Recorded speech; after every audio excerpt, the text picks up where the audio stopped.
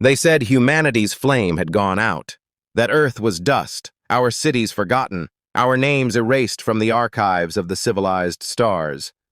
But when the sky over Kirill 9 burned red, when ships with no transponder codes tore through a fleet 3 times their size, the galaxy learned something terrifying. Extinction hadn't ended us. It had refined us. No banners, no broadcasts, no mercy. Just silent formations of iron-gray hulls, moving like ghosts of vengeance through the void. Each ship bore a single mark, scorched into its plating. A handprint. Human. They asked who we were. We didn't answer. Because names are for the living. When the last cruiser drifted silent, its engines glowing like a dying sun, one message echoed through every open channel. Calm. Deliberate. Human. You should have left the orphanage alone. The signal came through the static like a whisper from a dying god. Faint. Broken. Human. Commander Rhea Solis froze mid-sentence, her hand hovering above the console as the scrambled audio pulsed again. Desperate. Pleading. She hadn't heard that frequency in years. Not since Earth fell silent. Her crew of 7 went quiet, every sound aboard the Eidolon fading into the low hum of the reactor core. This is Haven Orphanage. We're under attack. The transmission collapsed into static. For a long time, no one breathed. Then Rhea turned to her comms officer, voice barely above a whisper. Replay it. Clean it up. He tried, but the data was old. Weeks, maybe months. Only fragments remained, and one of those fragments was a child's voice. Please, they're burning everything. The Eidolon wasn't a warship. Not anymore. It was a relic, a stealth carrier built from the bones of old Terran fleets, manned by veterans who refused to die quietly. They called themselves the Widows, though none of them were officially married. The name wasn't about love lost. It was about grief that never ended. Rhea had seen too many of their kind. Soldiers without a home, caretakers without children, humanity scattered into the void after the exile accords. The galaxy had deemed them dangerous, volatile, incapable of assimilation. So humanity left. They found no allies, no refuge, only the cold and the silence between stars. But they built something there. A refuge. A dominion carved from nothing but pain and memory. And for a time, it was enough. Until the message arrived. Rhea leaned back in her chair, staring at the faint holographic waveform flickering before her eyes. Haven Orphanage, one of the early colonies. Unarmed, civilian. A school for displaced Terran children who'd survived the purge. She'd visited it once, taught the kids how to aim a flare pistol, told them stories about oceans, about Earth's endless blue. Now it was ash. Her second-in-command, Lieutenant Corin Vale, broke the silence. Could be a trap, he said, though his voice trembled. The Varkoth are known for... I know what they're known for, Rhea cut in. Her jaw tightened. They burned our flag worlds. They traded our people as curiosities. They think children are bargaining chips. Corin hesitated. The orphanage is deep inside Varkoth space. We go in, we don't come back. Rhea looked out at the endless black beyond the viewport, the same black that had swallowed humanity's history. Her voice, when it came, was steady. Then we'll make sure they don't forget us. Her crew said nothing. They didn't have to. They'd followed her into worse. They'd buried friends on nameless moons, left scars on empires that underestimated human spite. But this was different. This wasn't vengeance. It was something quieter, heavier, justice. Hours later, as the Eidolon's engines powered up and the stars bent around her hull, Rhea opened the old encrypted channel, one only surviving Terran commanders could access. This is Commander Rhea Solis, Fleet ID Epsilon 09, she said, voice cold as the void. We've received distress from Haven Orphanage. Coordinates transmitted, requesting all operational assets respond under Article 0, Protection of Innocence. Static answered her. No one came. Humanity's scattered fleets were ghosts now, hidden among asteroids and rogue worlds. The Eidolon was alone. Still, she smiled, a slow, broken thing that didn't reach her eyes. Guess it's just us then. The ship's AI flickered to life, its voice eerily calm. Greater than mission parameters? Rhea stared at the stars, each one a distant witness. Find who did this, she whispered. Then make sure their sun forgets to rise. The AI processed her words for a moment. Then, greater than, understood. Initializing strike protocols. The lights dimmed to red. Outside, the void seemed to pulse, like the universe itself holding its breath. And deep within that silence, humanity prepared to remind the galaxy of a simple, terrifying truth. The only thing more dangerous than a species that can love is one that remembers. The Eidolon vanished into the deep. No transmission, no signature, no trace. To the rest of the galaxy, it was as if nothing had moved at all. But in the silent gulf between star systems, a single Terran warship began rewriting the fate of an empire. The Varkoth Dominion stretched across a dozen sectors, vast, brutal, efficient. Their fleets were unmatched. Their technology centuries ahead. They had crushed civilizations, enslaved species, burned colonies, and called it pacification. But the one thing they never learned was fear. Until the Eidolon came. Rhea's crew worked in silence, the red glow of emergency lights painting their faces in shades of blood and shadow. Every man and woman aboard had the same look. Not rage, not despair, but focus. Rhea stood at the holotable as ghostly blue projections of star systems flickered before her. Haven Orphanage was in Sector Delta 5, she said. Varkoth supply routes cross through the Othril corridor. If we intercept there, we can isolate their main trade fleet before they jump. Lieutenant Corrin frowned. That's a convoy of 60 warships, Commander. We have one. One's enough, she said quietly. He started to protest, then stopped when he saw her eyes.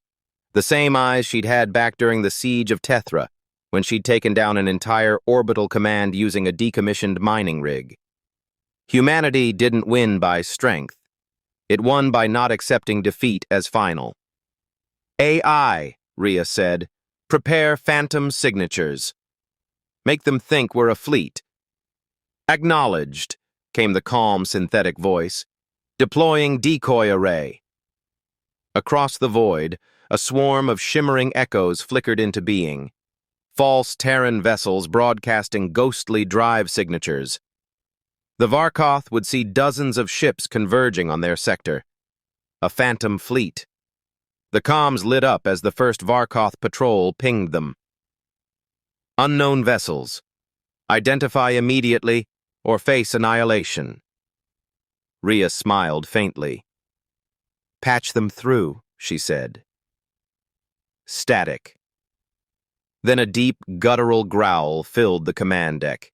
You trespass in Dominion space, human filth. Identify or be... She cut the transmission. Open main battery ports, she said calmly. Corrin blinked. We're outnumbered. Exactly. They won't expect an attack. The ship trembled as twin plasma lances tore through the black. The first Varkoth cruiser disintegrated before it even raised shields. An explosion so sudden, it painted the nearby asteroids in orange fire.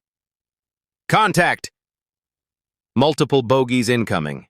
The holotable flared with red icons. The Dominion fleet had seen the attack. But they didn't chase. They hesitated. Because the ghosts were moving. Each phantom signal danced, flanking, surrounding, weaving a trap that didn't exist. The Varkoth captains began to argue over comms, confused by false readings. Rhea whispered, "Hook's in." "Admiral Tovash is mobilizing his dreadnought," the AI reported. "Intercept in 8 minutes." "Good," she said. "Time to make him angry." Minutes later, the dreadnought Vengeance of Varkoth dropped from warp. 2 kilometers of armored cruelty, bristling with guns that could slag a moon. Rhea watched from the viewport, hands steady.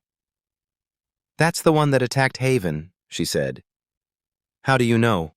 Corin asked quietly. She didn't answer. She didn't have to, because she remembered its signature, the faint, distinctive pulse pattern in its engine core. She'd seen it once before, on a distress recording from the orphanage. The monster had a name, and she intended to carve that name into the ashes of its crew.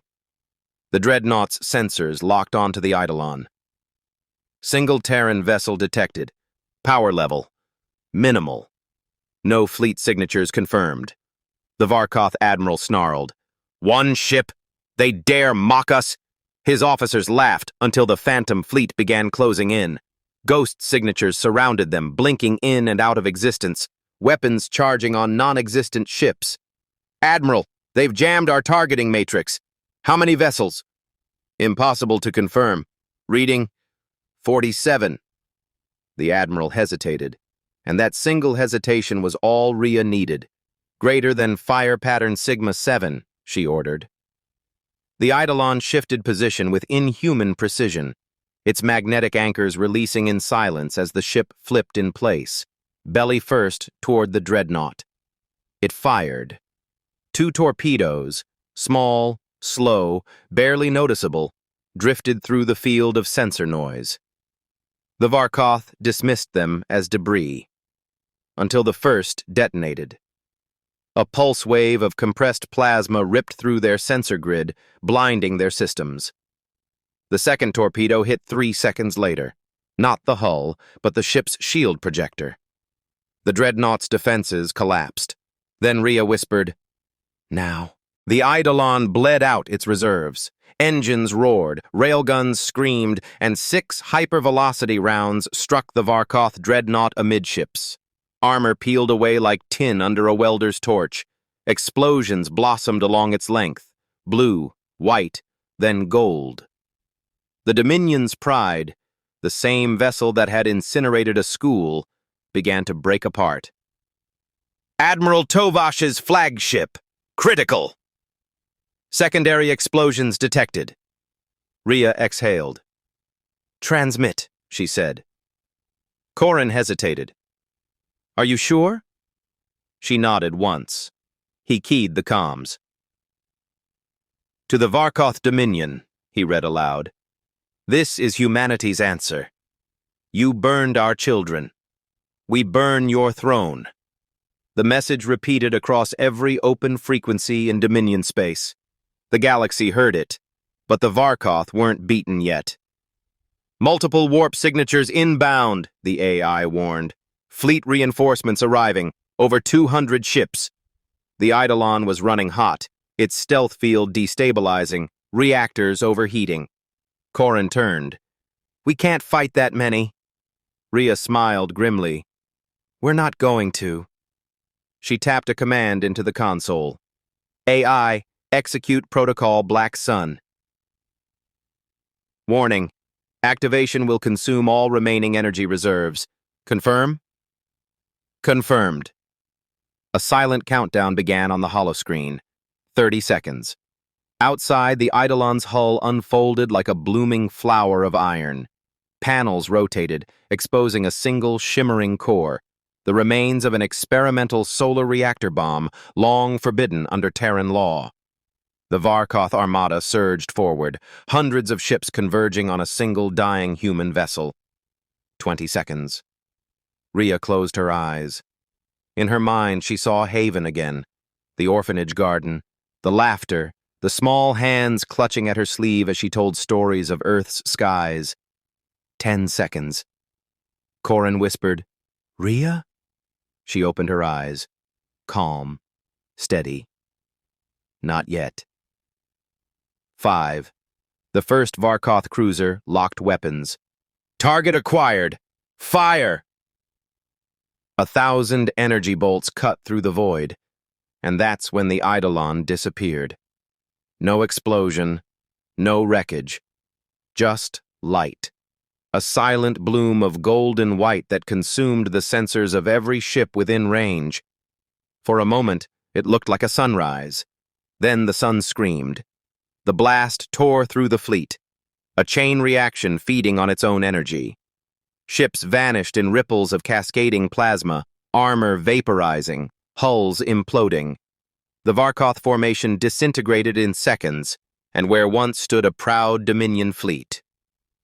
There was only silence and a growing sphere of golden dust.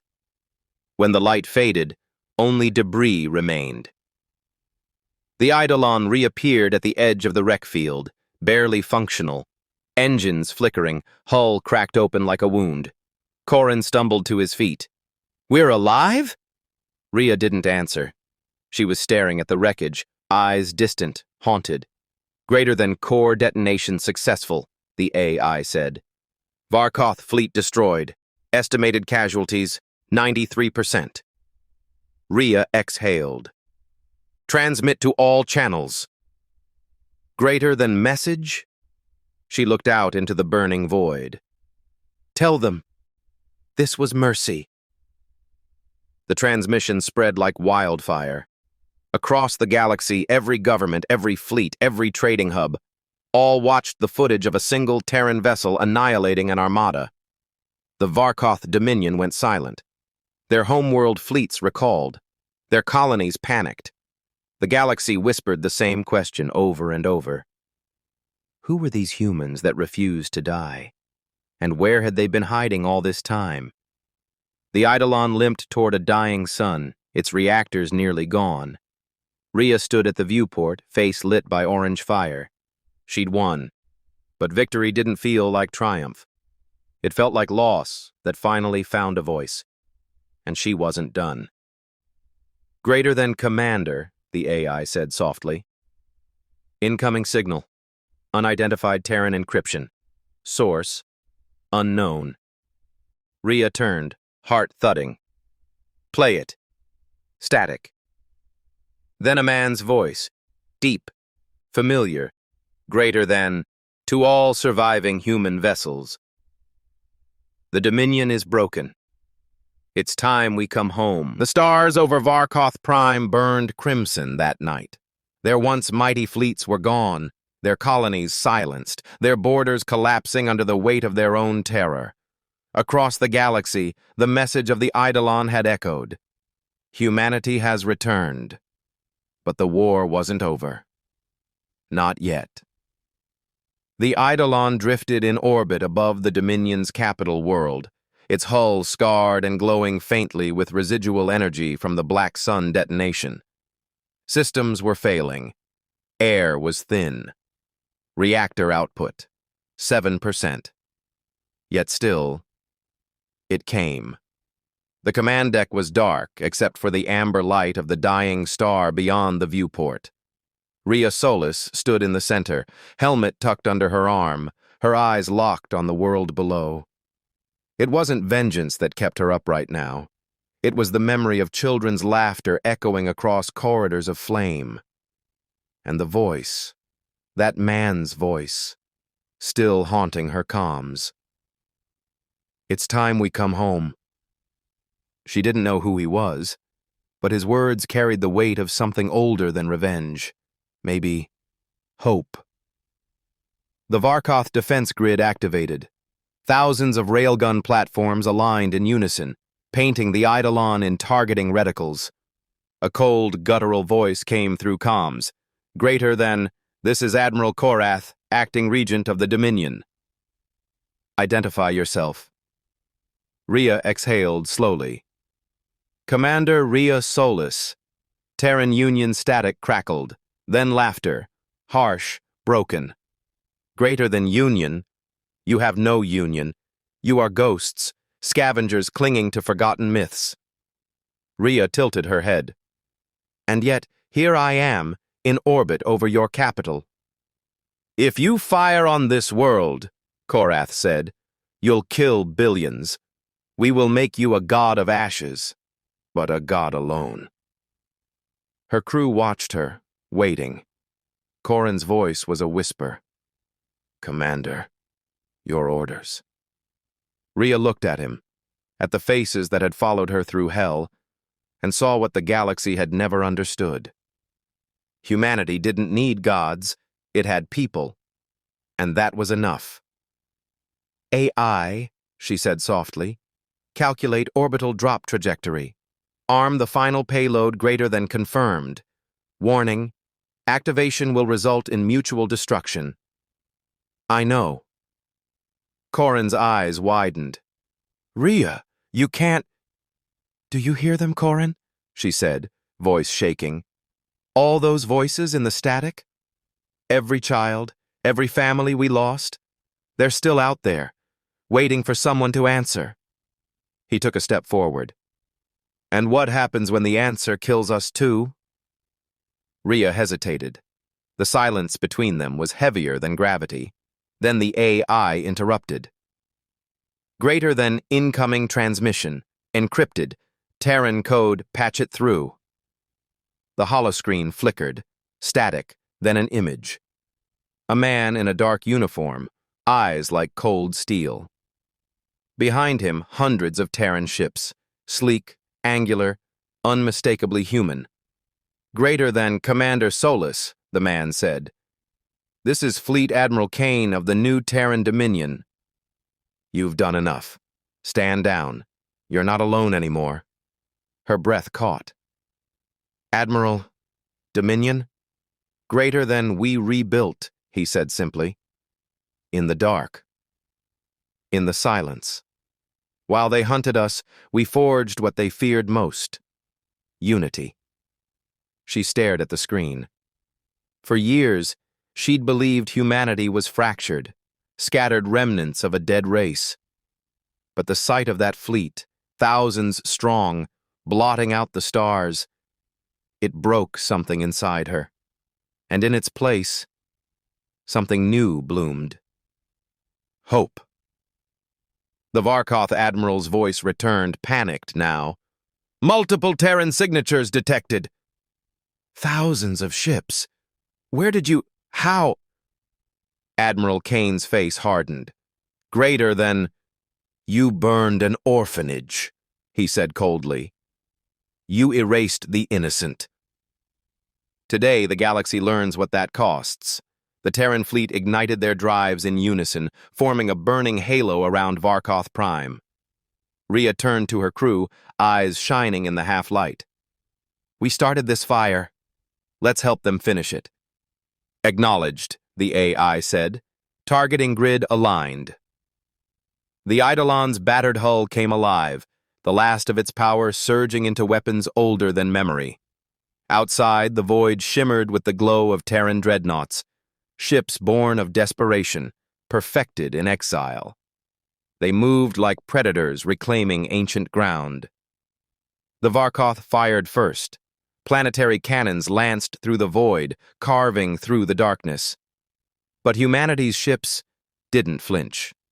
They wove between fire and fury, their counterstrikes slicing through Varkoth defenses with surgical precision. The sky above the Dominion burned, blue and white and gold. From orbit, it looked like dawn returning to a world that had forgotten sunlight. On the bridge of the Eidolon, alarms blared. Shields collapsing! Main reactor critical. Corin turned to Rhea. We can pull back. Fleet's got it now. She shook her head. No. The fleet came because we lit the signal. We stay until the end. He hesitated, then saluted. Yes, ma'am. She smiled faintly.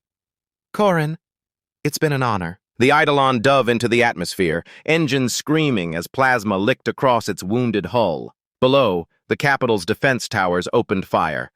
Too late. Rhea closed her eyes one last time, whispering, For Haven. The ship plunged through the clouds like a falling star, then light. From orbit, Admiral Kane watched as the Eidolon's descent became a line of fire across the sky, a streak that struck the enemy citadel with blinding radiance. For 10 seconds, the world went silent. Then the surface erupted, a shock wave of white fire blooming like a second sun. The Varkoth Dominion died in that light. When it faded, only ruins remained. Kane bowed his head. "Rest easy, Commander." The fleet fell silent. No cheers, no victory cries, just reverence. Because every human in those ships knew what it cost to be free. They'd seen it before. They'd lived it. And now, they carried it forward. As the Terran Armada turned away from the burning world, their transmissions whispered across the void. A vow that would echo through galaxies for generations, greater than, "We don't conquer. We remember." But far beneath the ashes, in the ruins of the Varkoth citadel, something flickered. A signal. Faint. Rhythmic. Human. Encrypted under the old Terran code. And one word repeated over and over. Greater than Rhea's silence. For the first time in centuries, the guns had gone quiet. The Dominion's fleets were dust. Their worlds, the same empire that had enslaved, conquered, and burned without mercy, now stood in mourning, not for their fallen, but for what they had unleashed. And above them, where the Eidolon once hung like a shadow of vengeance, only drifting embers remained. Admiral Kane stood at the observation deck of the TNS Valiant, staring down at the world still glowing with the memory of fire. He hadn't spoken in hours. None of the crew had. Every console, every screen, every heart aboard the fleet carried one name: Rhea Solis. The woman who had walked into the jaws of annihilation not as a soldier seeking glory, but as a human being refusing to forget. Kane placed a gloved hand against the viewport. "She did what none of us could," he whispered. "She reminded the stars who we are." Across the galaxy, broadcasts flickered to life. From border colonies to derelict stations, from alien enclaves that once hunted human refugees to worlds that had only heard myths of Earth, they all saw the same image: a single Terran ship, diving into the heart of tyranny, wrapped in fire and light. The message spread faster than any weapon ever could. Humanity had survived, and they did not kneel. Weeks later, a memorial stood on Haven's rebuilt plains, the site of the orphanage that started it all. The wind carried ash from the old ruins, mingling with the smell of new soil. Thousands gathered, not just humans. Alien delegates stood among them. Sarthan engineers who once fought against them, Calrine pilgrims who had witnessed the fall of Varkoth and wept for what they'd done. Because somehow, Rhea's sacrifice had changed more than a war. It had changed hearts. A young girl, maybe 9 or 10, stepped forward through the crowd. Her dark hair was tied in a braid, her hands clutching a worn piece of metal, a fragment of the Eidolon's hull, polished clean. She placed it at the base of the monument, then looked up at the inscription etched into the stone. Greater than, "She lit the signal so others could find the way." The girl whispered softly, almost to herself, "Thank you." And above her, the wind seemed to answer. In the following years, humanity did not rebuild empires. They rebuilt connections. The Terran Dominion became something different from what came before. Not conquerors, not rulers, but guardians of memory. Where once the galaxy had feared human rage, now it learned to respect human mercy. They sent ships not to occupy, but to help worlds recover. They opened trade to species that had once enslaved them. They turned war machines into colony vessels, carrying aid and education. But beneath it all, they remembered. Because that was the core of what made them human. Not vengeance, not victory, memory. Admiral Kane often visited the Haven Memorial alone. He would stand there long after sunset, when the sky turned black and the stars began to shimmer again. The same stars that had watched them rise, fall, and rise again. He'd close his eyes, hearing her voice in the static, that final whisper, caught in the Eidolon's dying signal. Greater than for Haven. Those two words became a promise carved into every Terran ship. Every captain who took the oath would repeat them before launch, a vow to never forget why humanity fights or what it stands for. Years passed. Worlds healed, and somewhere beyond the edge of mapped space, probes began receiving faint transmissions. They weren't alien in origin. They were Terran. Old codes, forgotten encryption layers, and buried deep within the data, a heartbeat. The Eidolon systems had survived longer than anyone thought possible. Somewhere out there in the void, Rhea's ship drifted, silent but not dead. Her last transmission looped endlessly, its voice faint but clear.